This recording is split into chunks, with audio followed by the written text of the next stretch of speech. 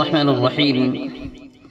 آج سامعین و ناظرین کے لیے دل کے محاسبے کے بارے میں بات کی جا رہی ہے کہ ابو العباس شمس الدین احمد بن ابی بکر ابن خلقان رحمۃ اللہ علیہ یہ اپنی کتابوں میں لکھتے ہیں کہ ابراہیم بن ادہم رحمۃ اللہ علیہ ایک مرتبہ بصرہ کے بازار سے گزرے تو لوگ ان کے پاس جمع ہو گئے، تو ان لوگوں نے کہا کہ اے ابو اسحاق، یہ ابراہیم ابن ادہم رحمۃ اللہ علیہ کی کنیت ہے کہ اللہ عز و جل نے قرآن کریم میں فرمایا ہے کہ مجھے پکارو میں تمہاری دعا قبول کروں گا، اور ہم ایک زمانے سے دعا کر رہے ہیں اور ہماری دعا قبول نہیں کی جاتی۔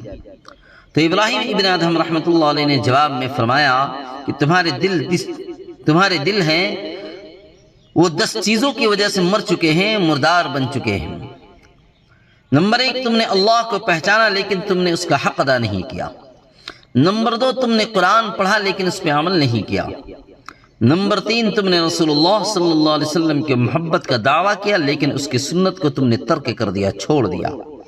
نمبر 4، تم نے شیطان سے عداوت کا دعویٰ کیا، دشمنی کا، لیکن تم نے اس کی پھر موافقت کر لی۔ نمبر 5، تم نے کہا کہ تم جنت سے محبت کرتے ہو لیکن اس کے لیے تم نے عمل ہی نہیں کیا۔ نمبر 6، تم نے کہا کہ ہم آگ سے ڈرتے ہیں لیکن اپنے نفسوں کو اس کی طرف لے گئے، اپنے نفس کو اس کی طرف مائل کر دیے آگ سے ڈرتے ہوئے بھی۔ نمبر 7، تم نے کہا کہ موت حق ہے لیکن اس کے لیے تم نے کوئی تیاری ہی نہیں کی۔ نمبر 8، تم اپنے بھائیوں کے عیوب میں مشغول رہے، اپنے بھائیوں کے عیوب کو دیکھتے رہے لیکن اپنے عیوب کو تم نے بھلا دیا، اپنے عیبوں کو تم نے بھلا دیا اور دوسرے کے عیبوں کے پیچھے پڑ گئے۔